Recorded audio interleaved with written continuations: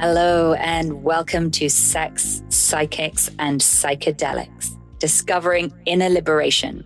My name is Banana Jane Garnett. I'm a licensed psychotherapist, a lover of freedom, and a relentless explorer of the mind. Please come join me on my journey in hot pursuit of inner illumination and liberation. For more about me, you can find me at The Banana Jane on Instagram. Now let's dive in. My next guest is Carly Jo Carson. She's a journey designer and a medicine music maker. She curates medicine music from all over the world to generate these highly curated sound and breathwork experiences that are very intense meditations akin to an ayahuasca journey, but without the drugs. I don't know how she does it, but I know she's the real deal, and we're about to find out what's going on here.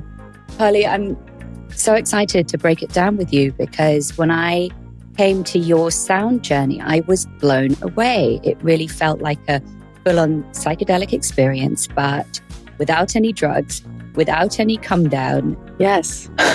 It was kind of miraculous. So amazing. That's what I'm going for. I mean, thank you for that. And thank you for being here to sort of help us understand the magic behind the magic. Tell me, how did you do that? How did you create this experience? Whoa, that feels like a big question.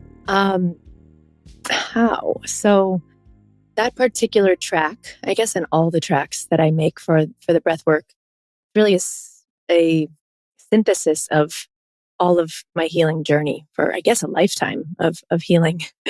And I came. So the track meaning just to specify the piece of music that you kind of stitched together. Yeah. So what I do with my partner, Paul Butler, we call the project Infinite Crescendo, and we create 90-minute sound arcs, we call them.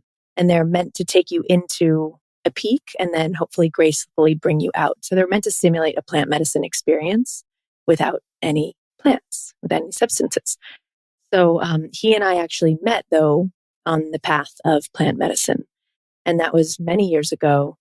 It was about 20 years ago when I connected with plant medicines. I was incredibly depressed. I was about 20 years old, living in New York, and I had grown up with a lot of addiction in my family and was just completely lost. I had no connection to spirit, no connection to myself. I was a mess. And it was actually my drug dealer who disappeared. And he was an amazing man. We had like an interesting sort of karmic connection. I don't know, but we definitely partied together a lot. And he was like a messed up father figure. And then he disappeared for about a year. And I bumped into him on the street and he looked radiant. And I asked, "What have you been doing?" And he'd been living in Brazil, working with the Santo Daime, which is, a Brazilian group that uses ayahuasca for sacrament. And I immediately wanted to know. I just was like, whatever this glow is, I want it. And how do I get it? And so I dove in really fast. And that was through the Santo Daime, but they don't really tell you in how do I explain it? I had a bit of a culty experience there, and I don't want to, it's a really powerful, beautiful religion. And I have a lot of respect for it, but the inner workings of how it affected me, it felt a bit like a cult experience. And it really opened up music for me, though, because we would sing hymns and all in Brazilian Portuguese, which is the most beautiful music. And I hadn't really had a religious experience in my childhood like that. I grew up Jewish, but I didn't really connect with the Jewish community. And it was probably just some of my own family dynamics. But having this church community, it felt like there was the mother, the madrina and the padrino. It was like a mother and father figure and all these brothers and sisters. And we would drink ayahuasca, but they don't tell you it's ayahuasca. They tell you it's daime. So for about a year, I was drinking and singing, a Jewish girl in New York City, singing to Jesus. And it was incredibly heart opening, but I really wanted to be out of the ceremony most of the time. I wanted to go out and commune with the moon and commune with God in that way, in nature. Okay, so the cult-ish thing was not really serving as a replacement family for you? Yeah, it was me working out my own inner workings. But after about a year, it was pretty amazing. I was in one of these circles, and I was explaining what experience that I'd had to someone. And he said, "Oh, you're probably having a past life experience as though you're in Peru." Because the vision was that I was an older woman with long white braids, and there were little children that were weaving these colorful tapestries up in the mountain, and there were llamas everywhere.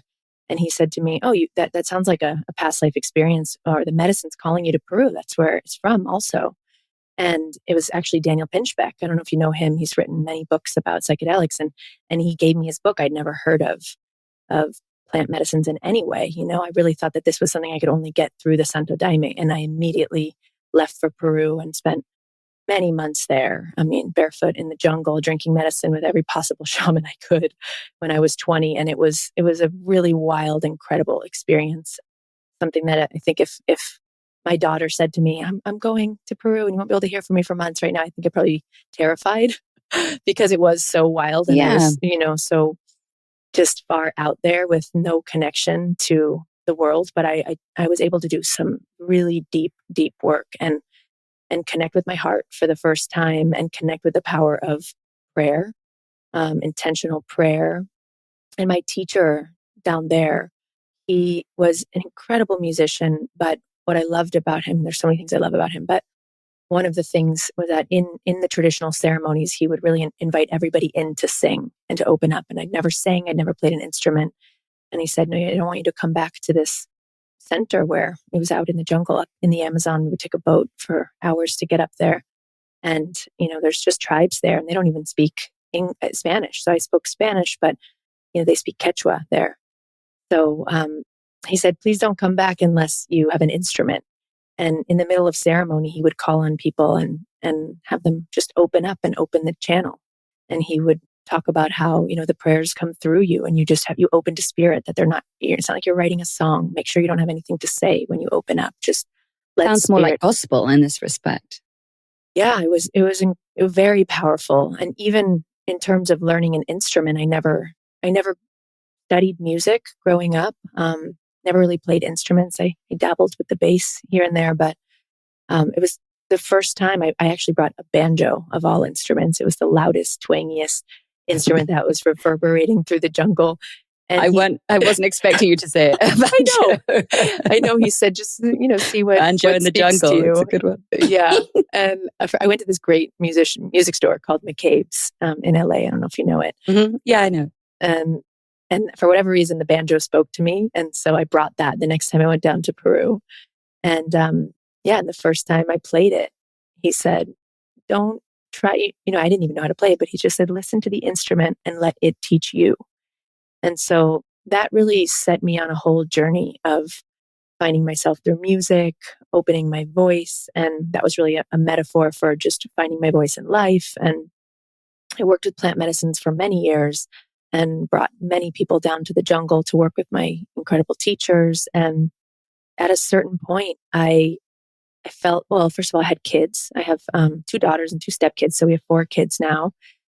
And I got to the point where I just couldn't really juggle it all. I couldn't really go down to the jungle much more with my young baby and my first child. And I was going through a divorce, and that was really painful. And then I was in a new relationship and blending a family, and things started getting a little bit messy. And as the intimacy, got deeper with my new partner and all of that, with the complexity of blending a family, my partner, my husband now, got sober from alcohol, which was huge for me because addiction has been such a huge thing in my life and the patterns and, from my childhood with my family of origin. And so when he got sober, I watched him on his journey of sobriety. And then, at one point I tried to leave him, and he was devastated, but he also said, "I'm clearly like the one for you. And if you can't see that, I wish you would just take a break from the plants and just, see this, because this is like, I'm so here for you. And I think this is what you want." And I'm so glad he said that, because I just was able to take a break for a moment. And, I had like an out of body experience that was watching as I left him, like, "Don't do it. He's right." Why did you think that you were leaving him? Why? Oh God, that's such a good question. I think just the fear of real intimacy, and yeah, this fear of bringing in stepchildren into my life and not really fully being ready. There were some things in my life that I thought I'd really worked through. Having done a lot of plant medicines, I felt really connected. I felt very much in my dharma of service with people, and he was like, "Well, you're in service to so many people around you, and how are you not able to receive this love that's here and this like beautiful family that we've created?" And I just knew he was right. I knew that there was a deeper layer I had to work through, and I took a break from the plants, and that's when just the emotions came pouring through again, and I wondered what that was about. Like, was I bypassing the emotions by being in that plant and then the plant space for so many years? I mean, for 15 years, very deep. And I realized that I am much more comfortable in that space, in the cosmic Journey realm, space. in journey Yeah. space. Yeah. I'm really comfortable there, and I'm really good at guiding in that space, in the sense like that I love it. I go into just the freest, most loving space. I know a lot of people really struggle and, the death rebirth, but I just go into the pure oneness every time right away. And I realize that that's something that I really struggle with here, grounded in this body on this plane.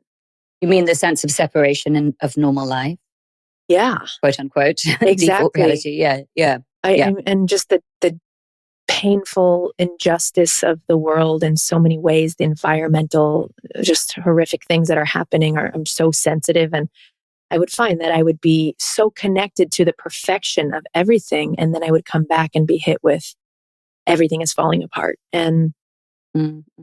Mm-hmm. and so without the plants, it was a lot to feel everything again. And a friend of mine, her name is Sybil Buck. She's an incredible, incredible yoga teacher. And she said to me, you've got to come with me to this Stan Groff holotropic breathwork workshop, because she knows that I love to journey. And so we went and we did a training with the Groff Institute. And it just blew my mind. It was like right into the same space.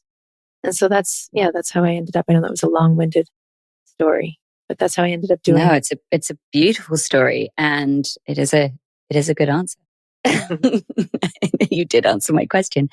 I have a few questions about different aspects of this, but I suppose one is, you had this incredible drive, to go so far, so fast with this, and in the very early stages of part 2 psychedelia, right? So, Yeah. I mean, I was pretty early, but it sounds like you said you started in what year? Well, I'm 41 now, and I was 21, so 20 years ago. I was about 20 years 21. ago, yeah.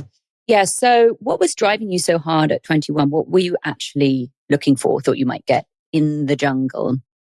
I needed relief. I wasn't sure what I was looking for. I think there's been an internal sense of seeking wholeness since I was a child. I've always had a real drive. And, even finding letters from when I was 7 years old, when I first learned, how to writing my mom these long letters about why she needs to go to rehab. And, my adults didn't understand where this was coming from, or how did I know about an intervention. I was always gathering bits and trying so hard to help my mother. I guess this is a gratitude moment from my mom, who I'm not even speaking to now. It's sad, but yeah, she made me so strong, and just yeah, and I just had a drive to always find parental figures or teachers at a really young age. I was always seeking really healthy people, and I'm also just one of those people that's always putting one foot in front of the other and not really having a plan. And yeah, I guess that gets me into interesting situations fast. Yeah, I know about that sort of jumping before the net appears, jumping, Right. hoping the net will appear. And it always does one way or another, doesn't it? I think it does. Yes, I can see that in your spirit. Oh, thank you. I mean, I guess I did that as a compliment, but so okay, I'm fascinated by this. I mean, it's an amazing intersection, music and spirituality. I mean, I suppose for me, music is I mean, good music, or music I find good, is spiritual high ground anyway. But what about learning music through spirit? So when you say your teacher said, let the instrument teach you, or let spirit teach you, is that literal, like no one taught you any chords or anything like that. You just sort of felt your way in. Yeah, and I'm still really messy around. I barely know my chords. I don't think I'm an incredible instrumentalist in any way. I would love to find the time to really dive in and learn theory, and I know that will open up my music for me.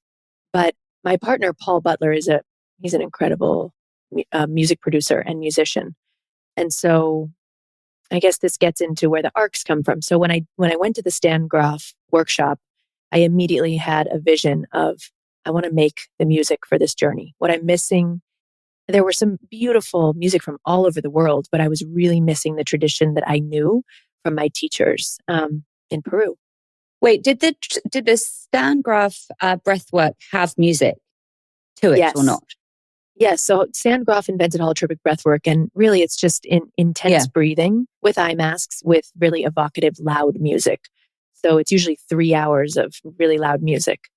And I could hear the arc of what I wanted to create.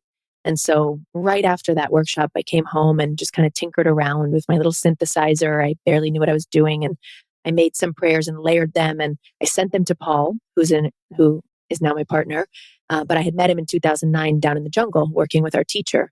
And he knew my spirit. He'd heard me play music, sing music in ceremonial spaces. So he really knew my intention. Paul jumped right in because he was really inspired to bring his religious practice into the work that he does. You know, he's used to producing soul music and pop music, rock music. And so it was a really fun challenge. And that was a few years ago. We started making breathwork music, and now that's what we're doing. And we're about to launch a whole platform where we can offer this online and beyond the workshops that I lead, which you've come to, and the retreats that I lead. We started a new project of micro journeys, we're calling them, which is there are 5 to 30 minute intentional meditations that we make with they're collaborations with all different types of creatives, healers and poets and actors, fashion designers. I mean, really all types of people that we've been interviewing and discussing their healing journey in life.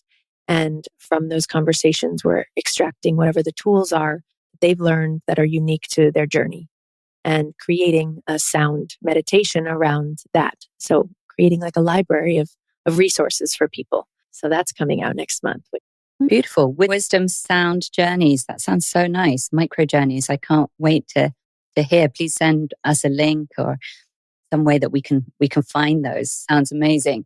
Okay, so I'd love to break down what medicine music actually is. Now, my understanding is that medicine music is sort of ceremonial music designed to open your heart. And I would love to hear your more refined understanding of what it is. And also, if possible, for you to play us a clip after that. Sure.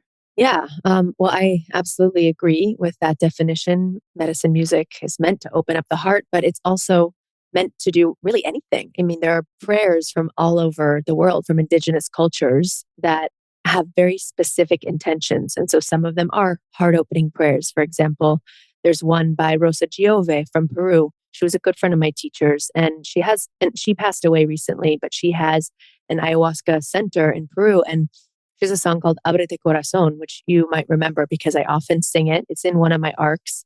And it actually has ended up in the UN. Someone sang it at the UN. It's such a powerful, heart opening prayer. And these prayers from cultures, I mean, it's interesting because there are so many powerful heart songs, and you know it when you hear one, you feel it. You just feel it immediately. Certain songs just penetrate and open your heart. And I really feel this about many indigenous prayers. And so when I first connected with my Peruvian teachers and learned about the Icaros, which are the prayers from Peru, they are very specific. They call on different energies of plants from the jungle that have healing properties and animal spirits and different deities to come in and help guide the journey.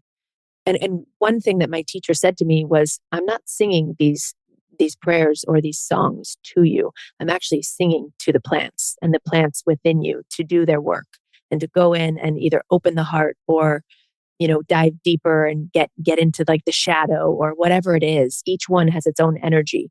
What does that mean, the plants within you? Meaning that everyone in the ceremony has imbibed the plant, right? Ah, And like so the he's speaking, ayahuasca that you've drunk. yeah, exactly, I see, I see. exactly. So he's singing to the vine, Uh-huh. which is really beautiful to think of it that way. You know, he has a relationship with the plants. And so, yeah, when Paul and I set out to make the breathwork music, we started with this idea of bringing in the prayers from our teachers, that they have given us their blessings, that they really want these prayers to be shared, and they've brought them to many different cultures, and they really feel that this is medicine, but also these are prayers that are meant for the healing of all. And so we wanted to bring those in, but the more we got in, we realized that we were weaving in our own mantras and essentially creating music that does something. So we start out with an intention for the arc. So what is it? It's relaxation in the beginning, letting go of unwanted negative patterns. Wait, 1 second. So when you say the intention of the music, this is the intention of you as the designer? As a designer, yeah. So yeah, we do consider ourselves journey designers. A friend of ours once came to a ceremony and was like, "Oh, I you guys are journey designers." And so that's really what I when people ask what I do, that's what I love to do most, is design a journey. So in designing the arc, we create really heavily layered mantra-based music that puts you into a trance. And there are some energies and subliminal sort of messaging coming through, and each part of the arc has a different intention. So one of the arcs is a bit more about letting go of things that no longer serve you, and one of them is about rebirth. And that particular rebirthing track actually has audio from one of my home births, because we were looking for audio all over the internet, just downloading sounds of people giving birth, and it just wasn't working. And then one night, my husband said to me, "You know what? I think we have your birth." And we forgot that we'd given my daughter our phone because she was feeling uncomfortable, and we just wanted to give her something to do as babies. So we said, "Here, take a video of it." So she's shooting a video, and at some point, we hear her say, "This is too much," and she just puts the phone down, and it records the ceiling. And she goes in the other room as the baby comes out. But there's my whole labor that we had the audio. So we brought that in, and no one really knows that. But so many people, when they hear that particular arc, they say, "I felt like I was giving birth. I went into my mother's womb.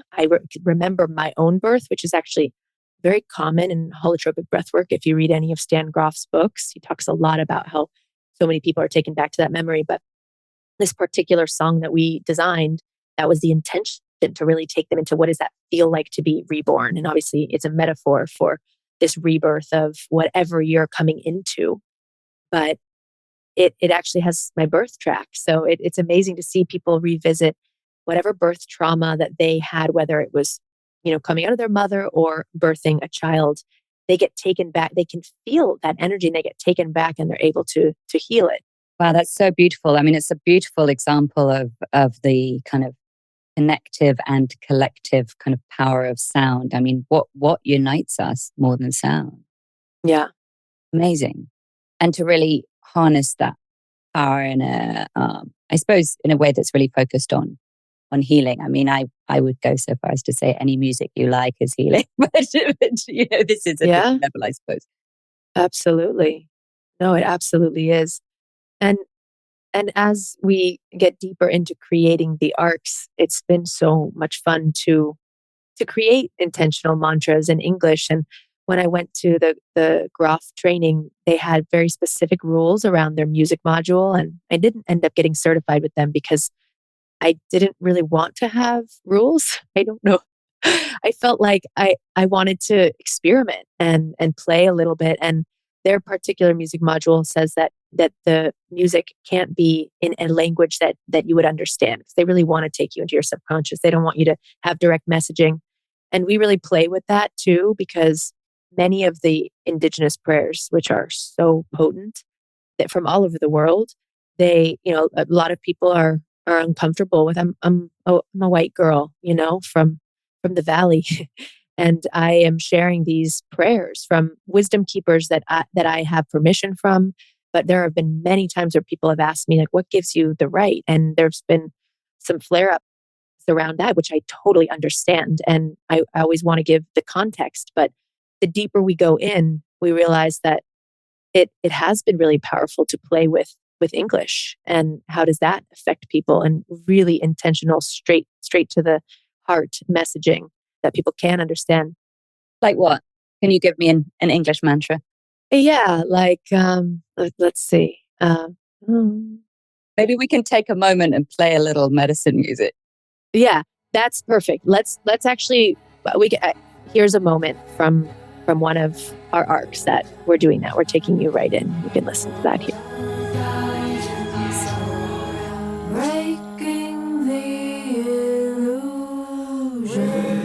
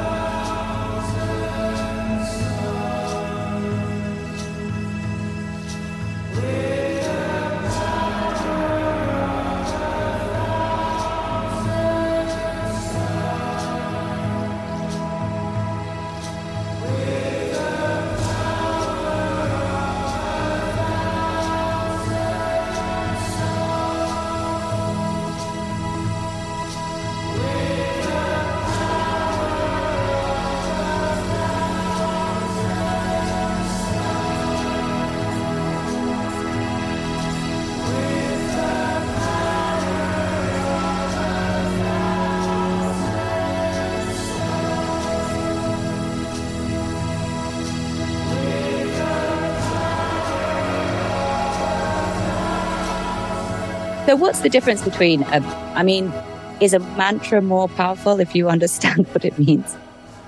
Not necessarily. I mean, that's what I love about these indigenous prayers from all over the world, that they feel so universal. And I don't feel that I need to even know what they mean. They just open my heart when I hear them. And yeah, that's just something that Paul and I were just experimenting with, at different points in designing this journey, how people react to the different messaging. And you've worked with different tribes on their music and sharing their music. What kind of feedback have you been getting in terms of carrying these songs forwards into the valley? Los Yeah. Angeles, what's that kind of integration like? I've spoken with all of my teachers who feel very strongly that these prayers are meant to be shared. And so I feel very comfortable sharing their specific prayers. Other prayers that I love to sing, I feel very connected to the prayers of Maladoma Somé, who's from Burkina Faso. And he was one of the youngest initiated elders from the Dagara tribe. He passed away probably about 2 years ago now. He worked very closely with Michael Mead, and they would run these men's retreats all over the world. And his mission, and I believe his name, Maladoma Somé, even means something like the bridge in between cultures, because his mission really was to share the rituals from his culture to the Western world that is suffering because we really lack ritual. And so he shared those prayers, and I'd been to many workshops and learned these prayers. They're so heart opening. And so those are some prayers that I love to share, because that really was his mission. And I've reached out to that organization that helps his family to give back to them, and also to the organizations that my teachers have set up to bring money back to their tribes and to the reforestation of the Amazon. There's a big project going on right now that they're working on. So we give money to that organization. We try to always have reciprocity where we can with whatever we're using, and also the blessings from them, because not everybody does feel comfortable with this, and we wouldn't just grab a prayer and use Grab it a without. prayer and run. Yeah, exactly. Right. That the new method of healing just, turns into acquisition like everything else. I mean, I want to broaden out actually because, I'm struck by the fact that you will have been on the very full on healing journey so much longer than my average listener who may just be beginning a healing journey. And, I'd love you to actually, speak to speak to the beginner. I mean, should we be taking psychedelics? If so, how? What is important in this? What is important in the healing journey, you know? A great question right now. There are psychedelics everywhere in our culture. I absolutely love psychedelics, and I have so much reverence for the plants. I mean, all of the psychedelics, but I personally really connect with the plant energy.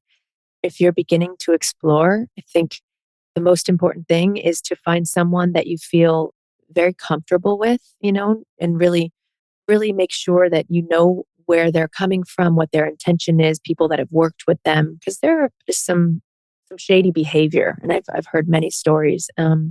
Yeah, but you want to make sure you have a seasoned guide because it is really deep work. Yeah, and another thing I would say is in moderation, but then again, who am I to say? Because I had to dive so deep on my own journey, and that's what essentially brought me here. So Well, I that's don't right. really, I mean, where do you find interesting stories without a bit of chaos, or where do you find an omelet without a broken egg? So yes, of course, it's hard for us to just lay out paths for people younger than us and that don't involve any calamity.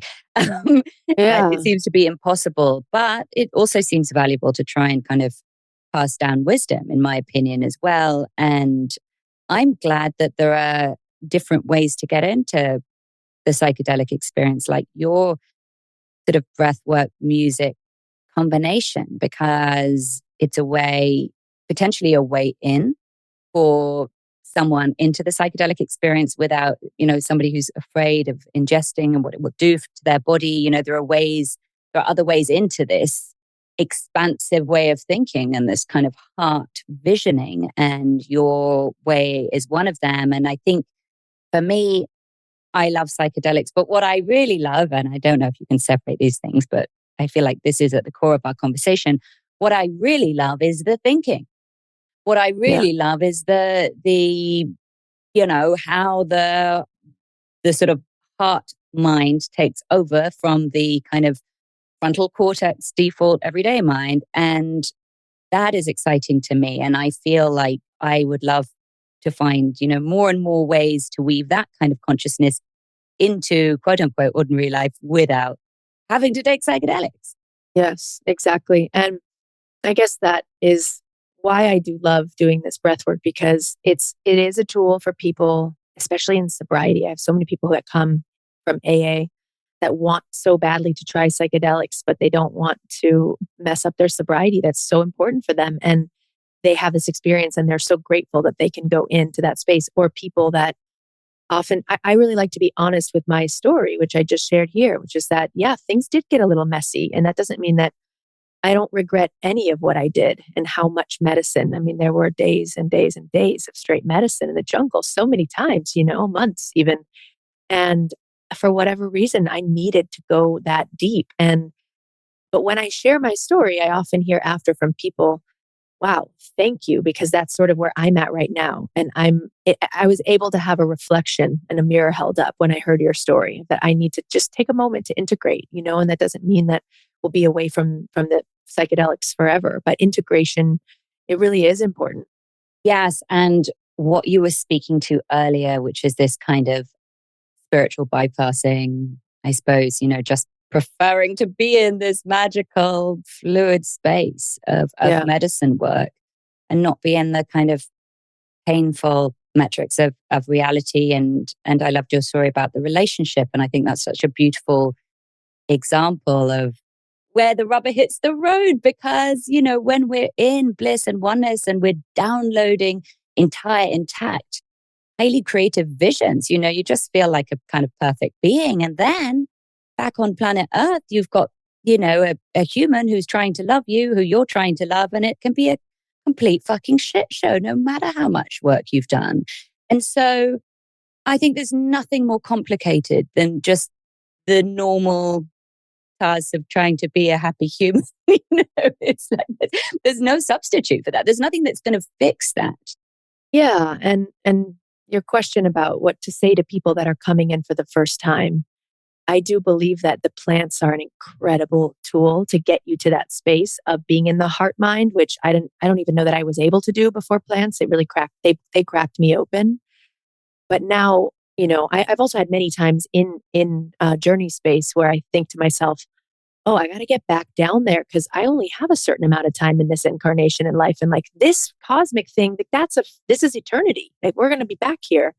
And, and then when you tune into that, there's just beautiful resources everywhere. I mean, just the other night I was reading, do you know Mark Nepo?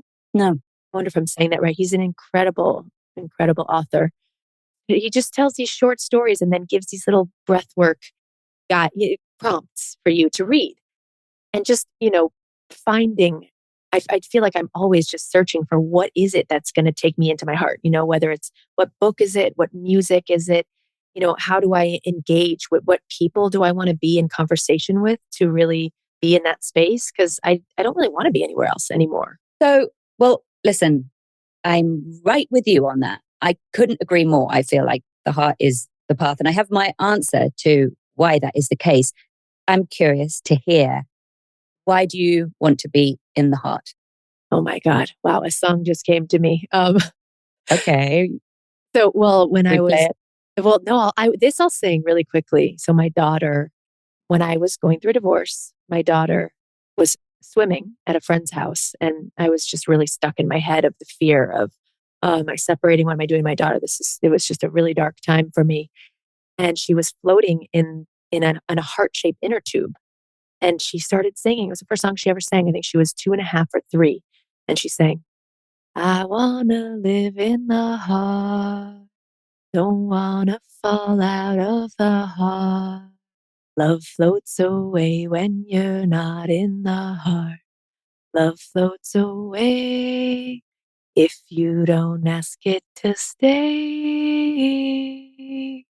And it just, I mean, I have goosebumps thinking about this song because it just came out of her. It was like one of those channeling moments. And it like that says it to me. It's like what love floats away, everything around you. If you're not vibrating that heart energy, then that's not what's coming back to you. It's like attracts like. And the deeper you are living in the heart space and breathing that energy, and people feel it around you, then it attracts so much love in your life. Yeah. Oh, that's a beautiful story. It's so lovely.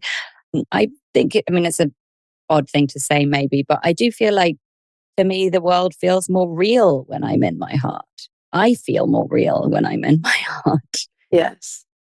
I feel like when I'm in my head, there's just like, it gets very mazy. There are all these games and, the games that, what is it? The Dr. Seuss quote, the games you can't win because you play against you or something like that. That there are these games that you play against yourself kind of unconsciously, semi-consciously when you're not in your heart. But when you're in your heart, I feel like there's just a purity. You're not playing, you might be in pain, but you're not going to be in conflict with yourself. Yes. If you can meet yourself there. It's a more fierce place to live in a way, a truly fierce place. Yeah. And like the maze versus what feels real, it just makes me think of how deeply connected I am to all and the earth and nature. When I'm in my heart, I can just feel life everywhere.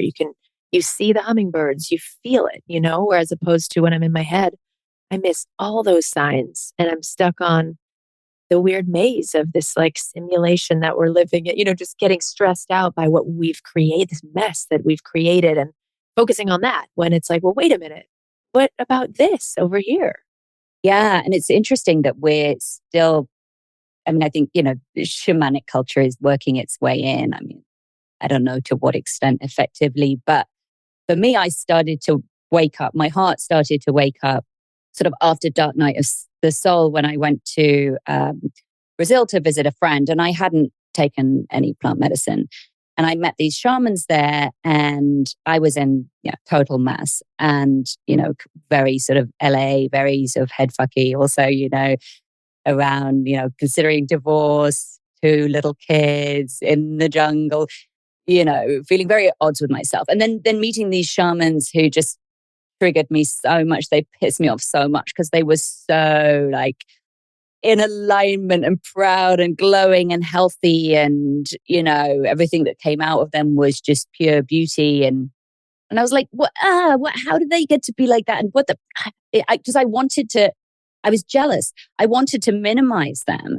And, I kept trying to put them into some sort of new age category and trying to like eye roll at words like prana that they were using, which were kind of annoying. But at the same time, they were fucking glowing with health, vitality, love. And they were talking about how they'd dreamed each other into being. I mean, this was a couple that had found each other through the heart, through the medicine, and they were guiding these journeys together. And he was going off on jungle walks, talking to plants. And I mean, it was very romantic to me. And it felt so remote from my experience. I wasn't even taking ayahuasca at this point. They wouldn't even give me any, but I was getting fed medicine thoughts. And I was seeing how far out of my heart I was. And I got diagnosed by them in the jungle. It was like, you are not in your heart. You're in your head. And I was like, how the fuck can I get there? I remember thinking, it was almost like I was like, where is my heart? It was like a remote thing. And I was like, is there anything else in my heart? And then I sort of started asking these questions. And as I started asking my heart questions, it started to speak to me just a little bit at a time. And then, one thing led to another. It was a slow start and it was a rough start. And there's something very rough and sad about realizing that you're not in your heart. Yeah. Yeah. But even that cynicism of the word prana and how it still is a little, I have this cynicism that's very much alive in me still. And yet, yeah, I do. And it's, so much of it is like humor, but I have to check myself regularly because I am such a judgmental bitch, at my core. I think it's good. I think the judgmental bitch is good because it's, especially when we're living out here working with spirituality, could just float away. I mean, it is. I don't think it is though, because there's a lighthearted, humorous part of the cynicism, but the judgment is all, when it creeps in, I'm always like, why am I triggered? Like you said, like you just shared about shamans. Judgment is huge. It's huge. It always comes from somewhere. When I go back to England and there are every time somebody opens their mouth, talk about the power of sound. Yeah. There can be a visceral response because of this such sort of intense social stratification via different accents. And then you can do all of this work, right? And then you can go back and you could just be triggered, like a visceral reaction in your body. And you could be like, oh, there's too posh or they're too blah, whatever it is. And it's really something to work with. But I think that, everything has its sort of near enemy, its shadow side, its light side. So I think, judgment is one of my big shadows for sure. I mean, I'm really naturally judgmental and it can be a real pain in the ass. And I hold my sword of truth and I know. And so it's something I have to work on. But there is something about it that is good too, which is, or the thing that you can kind of draw out of that shadow, which is discernment. Mm-hmm. So if you can be a discerning bitch more than a judgmental bitch, okay. I don't know. But you know what I mean? Yeah, I do know what you mean. And I'm also just so softened and humbled every time I take the time to look at my judgments, but also when I get into these sort of healing group states. It's like we show up at a retreat and everyone in the room, you're looking around like, oh, everyone has their judgments. And then by the end, everybody loves each other. I know. And it's why I love holding space in that way. And I just love holding retreats for that because it's even my work of like, oh, this person, they're from here, all these weird labels that we put on people. And yeah, exactly. I mean, I've done a million retreats where you just start with like, you're like, I cannot tolerate being around that person. And, you always end up, well, this is how it goes with me. They always end up being my best friend. Of course. Of course, right. You're like, they're so amazing. But I do think, turning towards in that moment. I mean, I had it recently at the psychedelics conference. I was in a long line and I was standing next to somebody who just had such an intense look to them that I just didn't really want to deal. And I was looking around for someone else to talk to. But I was like, I was in that conversation with myself. I was like, you know what you need to do, do it. And so, of course, I turned to this person, I introduced myself and, cut to us becoming, great friends, just really opening up to each other and learning all sorts of great stuff. So, yeah, I mean, I love that. I love the overcoming of, as a, real hippie at heart, really just want us all to get along deep down and love each other. So yeah, I think that's amazing. That's an amazing function of retreats. I'd love to come to one of your retreats. Yeah, I'd love to have you. Are they consistent? Where do you go? What do you do? Yeah, I try to do a few a year, and they've been adult only retreats. But this past summer, I did a family friendly retreat up in Orcas Island, and it wasn't just for parents, but it was amazing to weave my daughters into the experience, and they can't wait for the next. So we're doing a family friendly retreat in Oaxaca, Mexico, with a really incredible couple, wisdom keepers, and they make these ceremonial feasts over the open fire and do temazcals, sweat lodges, and so we'll be weaving all of that in with the breath work and the heart song That practices sounds that I do. incredible. So any age can join? Any age can join, and yeah, there's camping, there's a hacienda for people that want rooms. That'll be one. I have one coming up. I don't have the dates yet, but in Mendocino, that will likely be adults only. We've done them in Mallorca. We've done them all over Santa Cruz. So yeah, it's such a joy to get to see some of the world and be working. And actually, the pandemic was such a gift in a way because I never thought I would do breath work online. It just felt crazy to even attempt that. And I had to because of the pandemic, or not had to, but I thought, oh, everyone else is doing an online offering. I'm gonna see how this goes. And it opened up a whole world so that when I did the Mallorca retreat, there were 40 people from all over the world. They were from Israel, Pakistan. I mean, we had England, we had so many countries represented there, and it made for such a more interesting experience. So yeah, I love the retreat space. And are you doing online breathwork sessions as well at the moment? Is that something that I am, as part of this Infinite Crescendo portal that we're about to launch. There will be different offerings, and one of them will be an online community, which will have once a month a live class, and that'll be sometimes a breath work, sometimes a singing practice, or making mantras together. There's all sorts of creative, exciting things that I'm not really sure where it's going to go.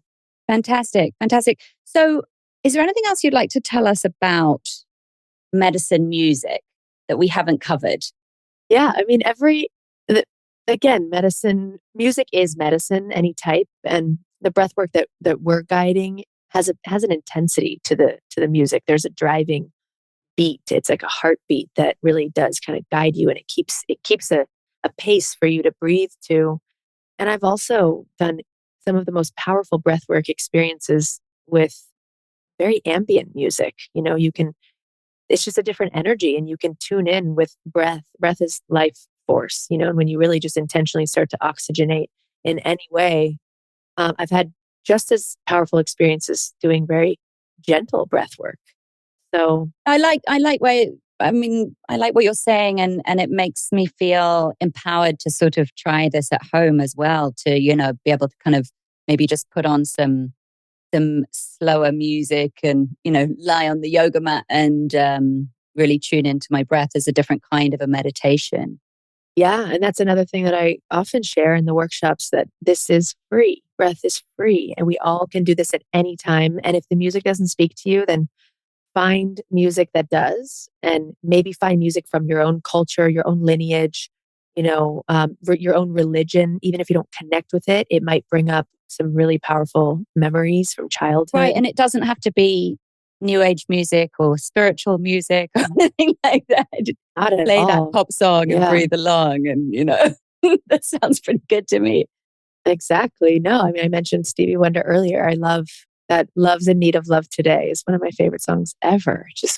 That just rips my heart open. Yeah, no, I know. I love that too. But so what I love to do to wrap up, I always ask this question is, what's your hope for your work?